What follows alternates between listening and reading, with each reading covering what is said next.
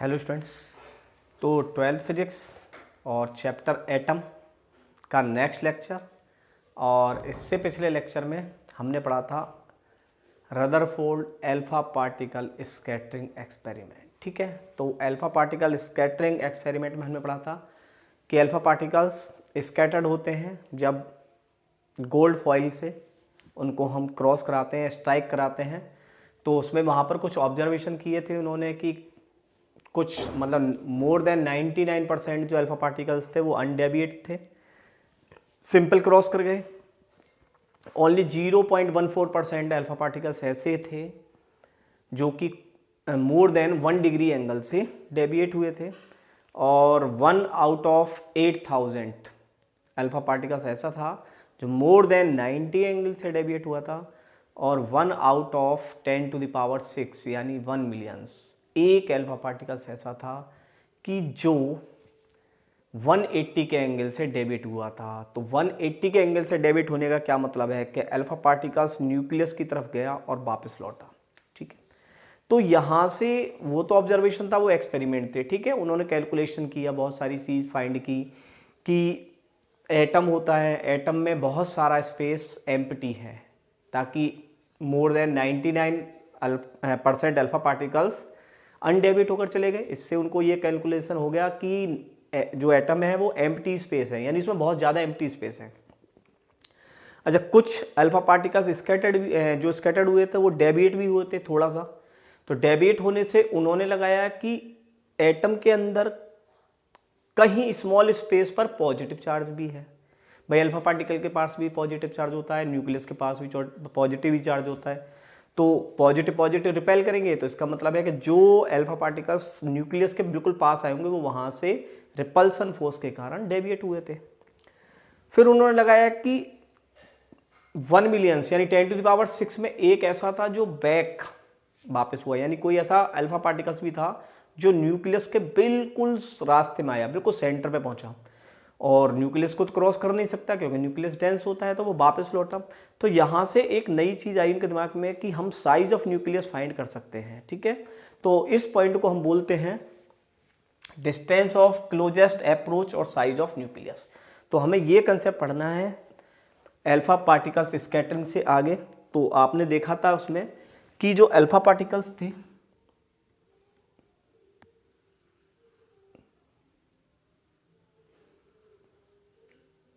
ठीक है, एक कैविटी में हमने अल्फा पार्टिकल्स रख रखे थे। यहाँ से source of alpha particles beam के रूप में यहाँ पर लेड ब्रिक्स लगाई थी कोलीमेटोर, ठीक है, जो अल्फा पार्टिकल्स को बीम के रूप में कन्वर्ट कर रही थी। और फिर हमने गोल्ड फॉइल लगाई थी, और गोल्ड फॉइल से हमने देखा था कि कुछ अल्फा मोर देन 99%।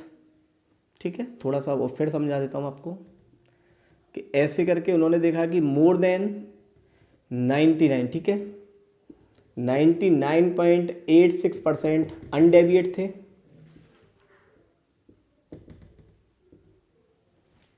ओनली, बस केवल डाटा बता रहा हूँ ये क्योंकि पूरे फर्स्ट लेक्चर में कंप्लीट है हमारा, तो आप उसमें आ सकते हैं। ओनली 0.14% पार्टिकल डेविएट भी हुए थे।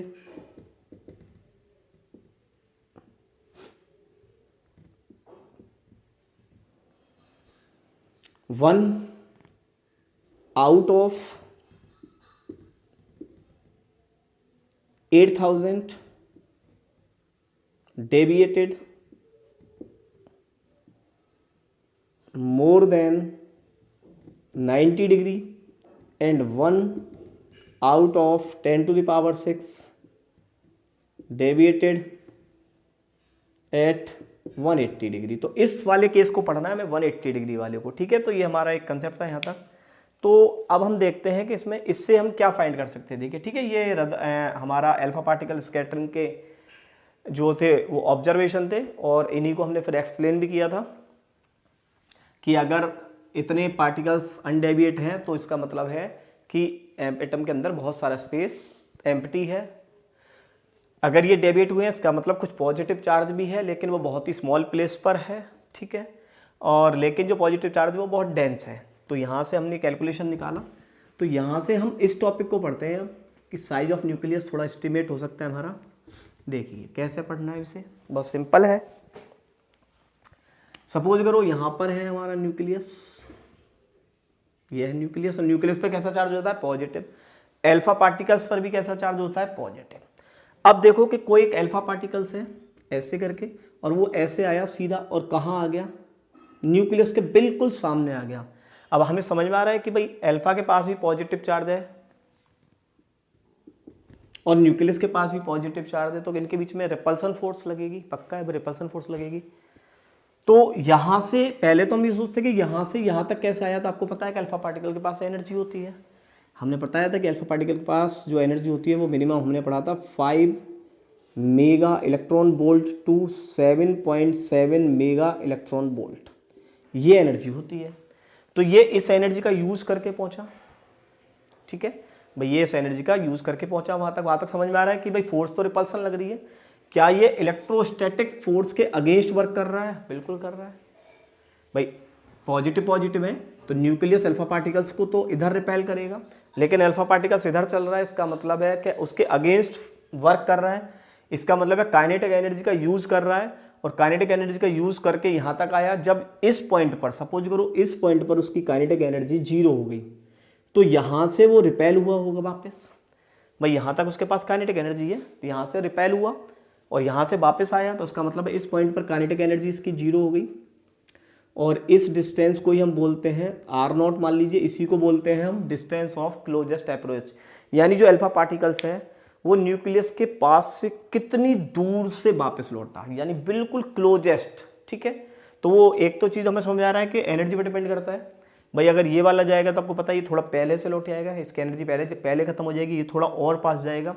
अगर हो सकता है कि इससे भी ज़्यादा एनर्जी हो या हम दे दें एक्स्ट्रा सोर्स तो थोड़ा और पास, यानी न्यूक्लियस के जस्ट क्लोज जा सकता है, यानी न्यूक्लियस के साइज तक पहुंच सकते हैं हम। न्यूक्लियस को क्रॉस तो कर ही नहीं सकता, ये तो पक्का है, लेकिन न्यूक्लियस के बिल्कुल जस्ट क्लोज जा सकता है। तो क्या हम न्यूक्लियस की साइज यानी रेडियस भी फाइंड कर सकते हैं, ठीक है। तो वही पढ़ने में तो आपको समझ में आ रहा है कि जो वर्क डन हो रहा है ये अगेंस्ट इलेक्ट्रोस्टैटिक फोर्स के हो रहा है। यहाँ पर अल्फा पार्टिकल्स अपनी काइनेटिक एनर्जी को यूज कर रहा है, ठीक है, यहाँ तक, और काइनेटिक एनर्जी यहाँ पर जाकर खत्म हो जाएगी, 0 हो जाएगी, और किस में कन्वर्ट हो जाएगी? पोटेंशियल एनर्जी में, फिर वो वापस आ जाएगा ऐसे। तो सिंपल सा है कि अगर हम यहाँ पर डिस्टेंस ऑफ क्लोजेस्ट अप्रोच लगानी है कि भाई इसकी वैल्यू कितनी होगी, कितनी दूर से अल्फा पार्टिकल्स वापस लौटा है, तो हम यहाँ पर अगर कंजर्वेशन ऑफ मैकेनिकल एनर्जी लगा लें,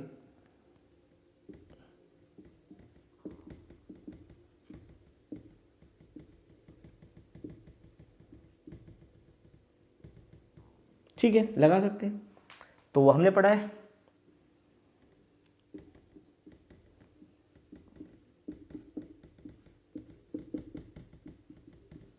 पढ़ सकते हैं। Potential initial plus kinetic initial equals to potential final plus kinetic final, that is a conservation of energy. भाई अब हम समझ रहे हैं कि if there is no loss of energy, energy का लॉस होता ही नहीं, हम यही पढ़ते हैं हमेशा, कंजर्वेशन ऑफ एनर्जी होती है। Energy neither be created nor be destroyed, convert. अब आप समझ रहे हो कि एनर्जी देखो, काइनेटिक एनर्जी कन्वर्ट हो रही है पोटेंशियल एनर्जी में, यहाँ पर जाकर काइनेटिक एनर्जी 0 हो गई, पोटेंशियल एनर्जी का यूज करके वापस आ जाएगा वो। तो इनिशियल की बात करते हैं। अच्छा, सपोज करो कि ये अल्फा पार्टिकल्स इस न्यूक्लियस से इनफाइनाइट दूर है, इनफाइनाइट दूर, ठीक है। तो पोटेंशियल एनर्जी कितनी होती है? पोटेंशियल एनर्जी इनिशियल क्या होगी, इसका फॉर्मूला हमें पता है। पोटेंशियल एनर्जी का फॉर्मूला होता है K Q1 Q2 by R। R कितनी है? इनफाइनाइट। क्या इस पॉइंट पर काइनेटिक एनर्जी है? इस पॉइंट पर कोई काइनेटिक एनर्जी नहीं है, काइनेटिक एनर्जी सॉरी इस पॉइंट की काइनेटिक एनर्जी निकालनी है, इस पॉइंट की 0 करेंगे, ठीक है। थोड़ा जल्दी भाग जाते हैं। तो इस पॉइंट पर काइनेटिक एनर्जी है, काइनेटिक एनर्जी का यूज करके जाएगा। चलिए आगे आ जाइए। इस पॉइंट पर पोटेंशियल एनर्जी, इस पॉइंट पर पोटेंशियल एनर्जी निकाल सकते हैं। इस पॉइंट पर पोटेंशियल एनर्जी मैक्सिमम होगी, समझ में आ रहा है, काइनेटिक एनर्जी 0 हो जाएगी, पोटेंशियल एनर्जी मैक्सिमम होगी। क्या लिख सकते हैं हम? K Q1 Q2 by R0, by R0 distance है, प्लस काइनेटिक फाइनल कितनी हो गई है? 0। पहले तो हमें इस इक्वेशन को समझिए कि आपको ये क्लियर हुई भाई।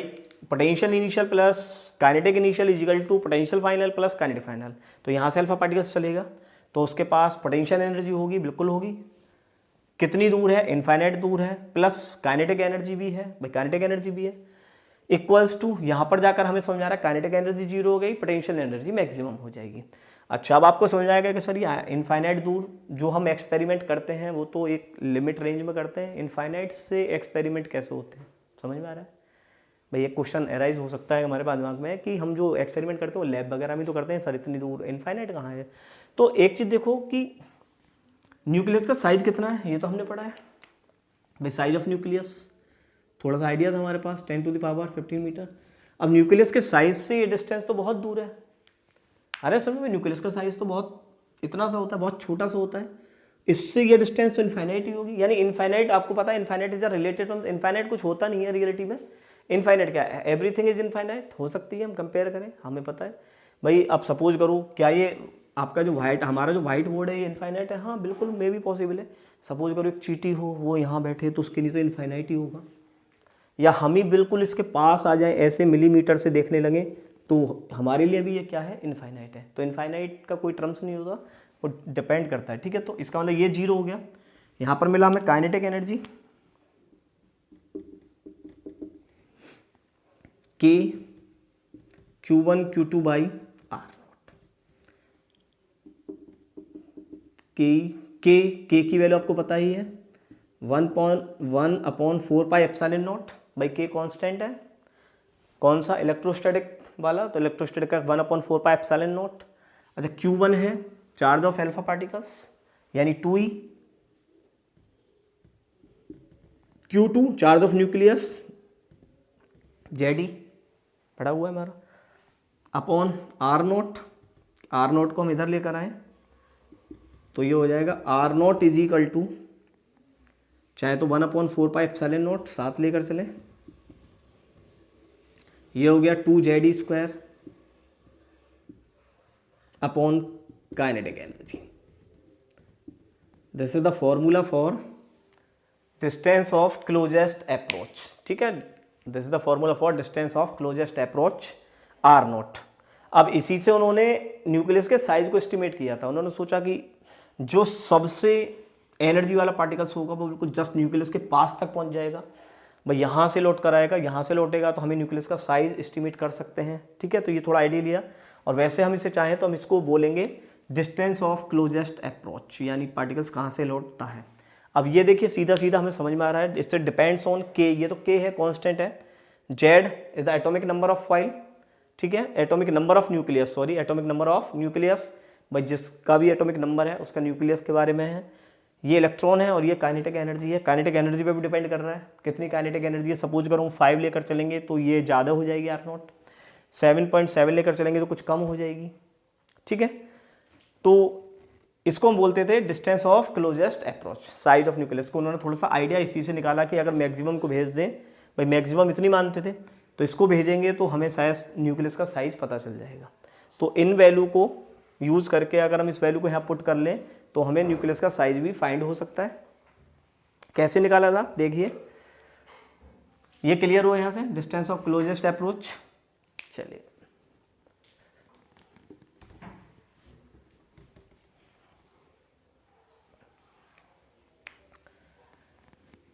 तो हमें निकालना है। अब देखिए यहाँ हम रख लेते हैं, ये है एनर्जी, तो कितनी एनर्जी है इसके पास? 7.7 MeV,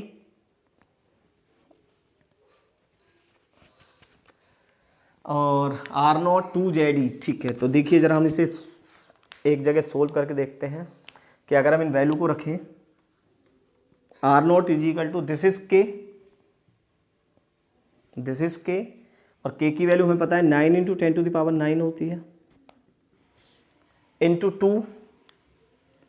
अब जेड आप किसी का भी ले लीजिए, सपोज करो गोल्ड फॉइल ले लिया तो 79।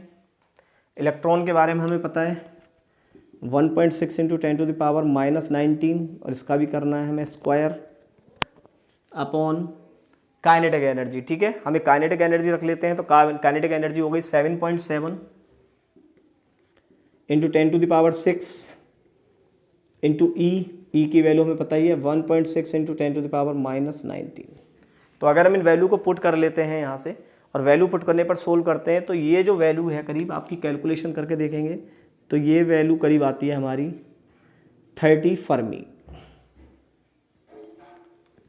ठीक है, कितनी आती है 30 फर्मी। आप इसे सोल्व कर सकते देख सकते हैं, तो ये वैल्यू आपकी आएगी आपकी करीब 30 फर्मी, यानी 3.0 इंटू 10⁻⁻14 मीटर। तो 30 इंटू 10⁻15, तो हमने साइज ऑफ न्यूक्लियस अप्रॉक्स पढ़ा ही है कि कितना होता है 10⁻⁻15 मीटर। क्लियर है? क्या होती है डिस्टेंस ऑफ क्लोजेस्ट अप्रोच या साइज ऑफ न्यूक्लियस कैसे फाइंड करते हैं, तो ये हमने देखा कि इस तरह से फाइंड करना है। हमें वो अल्फा पार्टिकल्स पकड़ना है जो डायरेक्टली न्यूक्लियस की तरफ पहुंचा होगा, 180 एंगल से वापस लौटा होगा, तो अपनी काइनेटिक एनर्जी का यूज़ करके यहाँ तक पहुंचा होगा। यहाँ पर काइनेटिक एनर्जी 0 हो गई होगी, पोटेंशियल एनर्जी वापस आया होगा। तो इस पॉइंट पर हमने कंजर्वेशन ऑफ एनर्जी लगाकर R0 की वैल्यू फाइंड की। क्लियर हुआ? चलिए,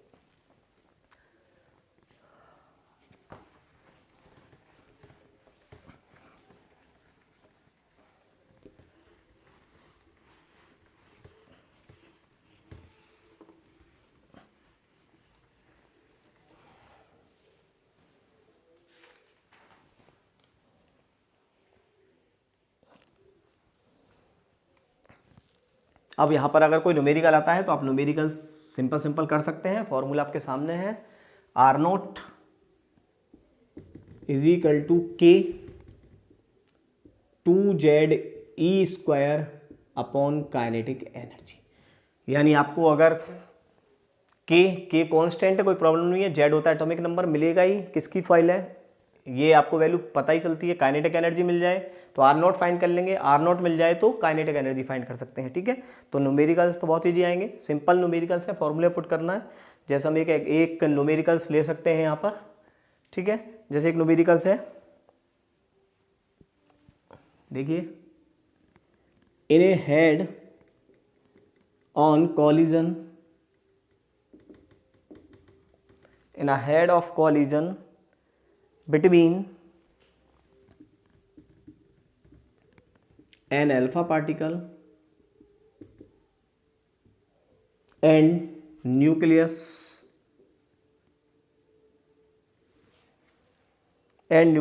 of gold। ठीक है, गोल्ड का न्यूक्लियस था। द क्लोजर डिस्टेंस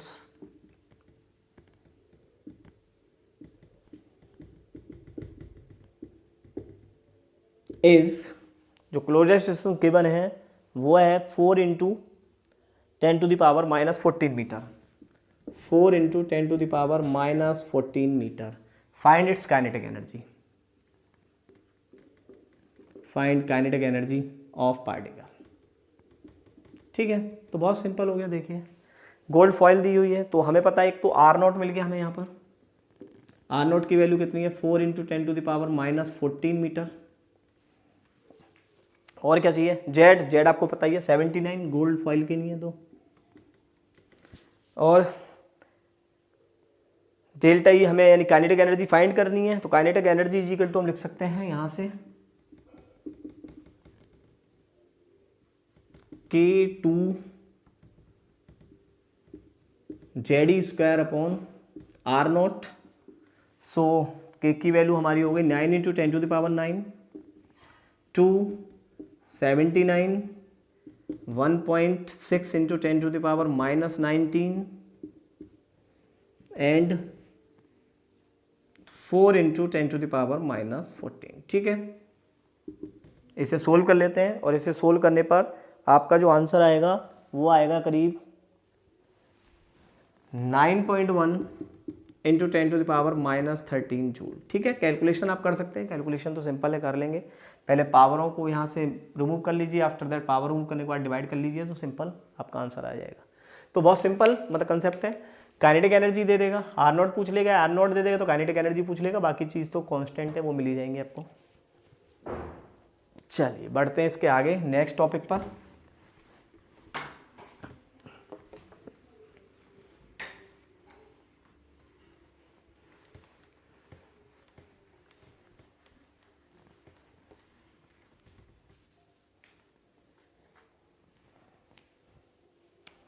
जो कि है इम्पैक्ट पैरामीटर।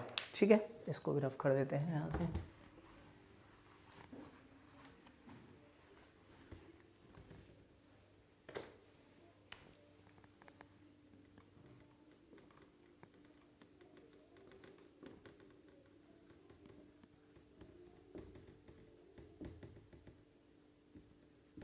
Impact parameter. ठीक है, क्या होता है इम्पैक्ट पैरामीटर? तो देखिए समझिए इसको। ठीक है, तो इम्पैक्ट पैरामीटर, तो इसको लिख सकते हैं हम, it is the perpendicular distance, it is the perpendicular distance of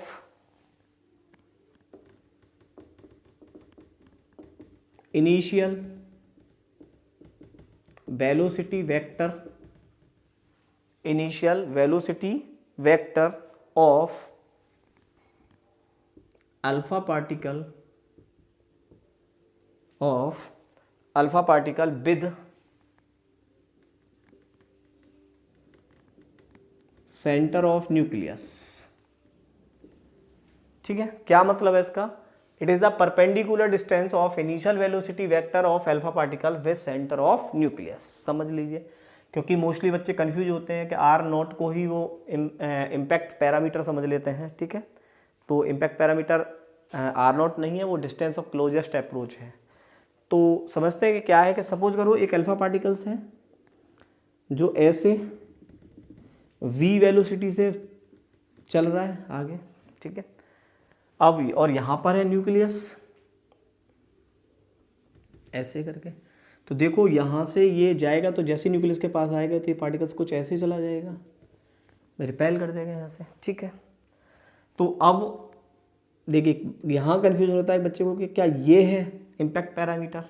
it is the perpendicular distance, ये नहीं है, ये तो क्लोजेस्ट अप्रोच है। देखो ध्यान से, भाई न्यूक्लियस से कितनी दूर है पार्टिकल से, ये तो क्लोजेस्ट अप्रोच है। अब हमें क्या कहना है? Impact parameter, it is the perpendicular distance. Perpendicular distance कहाँ से? Initial velocity vector of alpha particles with centre of nucleus. Nucleus का सेंटर कहाँ है? न्यूक्लियस का सेंटर देखो ये है, ये न्यूक्लियस का सेंटर है। इस न्यूक्लियस के सेंटर से परपेंडिकुलर, यानी ये है आपका इम्पैक्ट पैरामीटर, जिसे हम बी से डिनोट करते हैं। आ गया समझ? तो इम्पैक्ट पैरामीटर ये नहीं है, ये तो हम क्लोजेस्ट अप्रोच बोलेंगे इसको, तो ये तो क्लोजेस्ट अप्रोच है। इम्पैक्ट पैरामीटर ये है। तो इम्पैक्ट पैरामीटर क्या है? It is the perpendicular, it is the perpendicular distance, it is the perpendicular distance of initial velocity vector, ये initial velocity vector of a alpha particles with centre of nucleus, nucleus के centre से। अब suppose करो कोई alpha particles यहां से जा रहा है,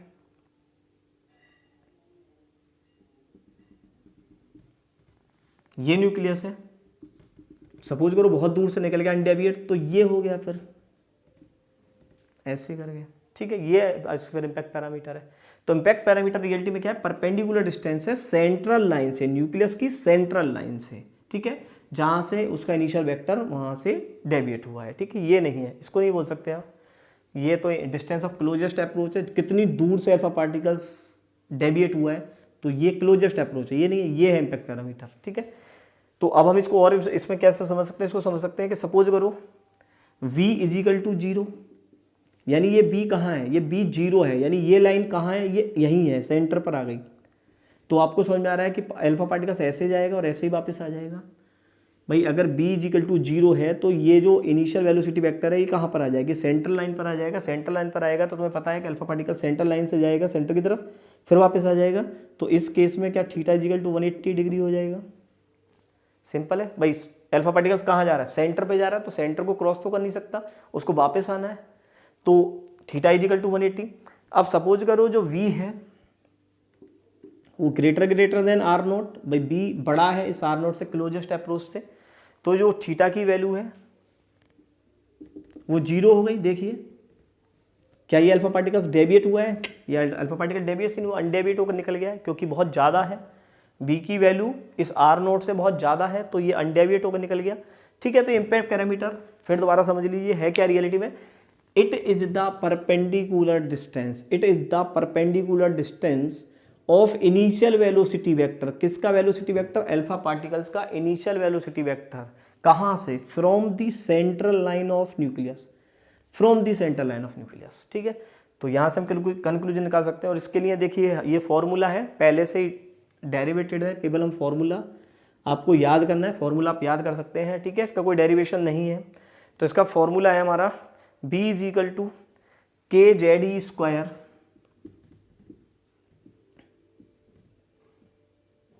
cot theta by 2 upon K E. B is equal to K Z E square cot theta by 2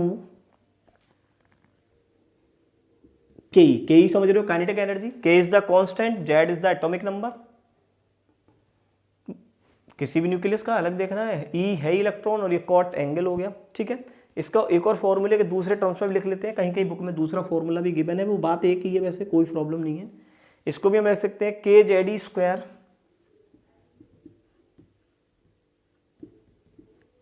upon kinetic energy, और इसको लिख सकते हैं हम 1 प्लस कॉस थीटा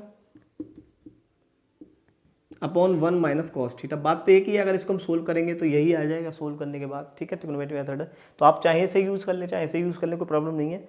यहाँ पर के आपको पता है के कांस्टेंट है, ये चीज़ याद रखनी है, के इज कांस्टेंट, और बाकी जेड एटॉमिक नंबर है, ई चार्ज ऑफ इलेक्ट्रॉन है, काइनेटिक एनर्जी है, और एंगल आपको पता ही चला, और के कांस्टेंट है 1.77 मेगा इलेक्ट्रॉन वोल्ट, ठीक है। तो ये है आपका impact parameter. What is impact parameter, तो इट इज क्लियर है आपका। तो it is the perpendicular distance of initial velocity vector of alpha particles from centre of nucleus, ठीक है। यहाँ कंफ्यूज मत होना, ये नहीं है, सेंटर लाइन से परपेंडिकुलर डिस्टेंस किसकी, इनिशियल वेलोसिटी वेक्टर की। फाइंड कैसे करते हैं, इस फॉर्मूले से कर लीजिए चाहे इससे कर लीजिए। तो ये था हमारा इम्पैक्ट पैरामीटर का कंसेप्ट, और इसके बाद ये हमारा यहाँ तक हम कंप्लीट हुआ, और मिलते हैं अगले लेक्चर में जिसमें पढ़ेंगे कि रदरफोर्ड का एटॉमिक मॉडल क्या था और उसके ड्रॉबैक क्या थे, ठीक है। और बाद में फिर उसे किसने इम्प्रूव किया, नील्स बोर ने इम्प्रूव करा, अपना एटॉमिक मॉडल बताया उसको मॉडिफाई करके। तो हमारा जो चैप्टर है बहुत ही इंटरेस्टिंग चैप्टर है, बस फिजिक्स है, रटना नहीं है, कंसेप्ट है, समझते जाएं, पढ़ते जाएं, बढ़ते जाएं। All the best.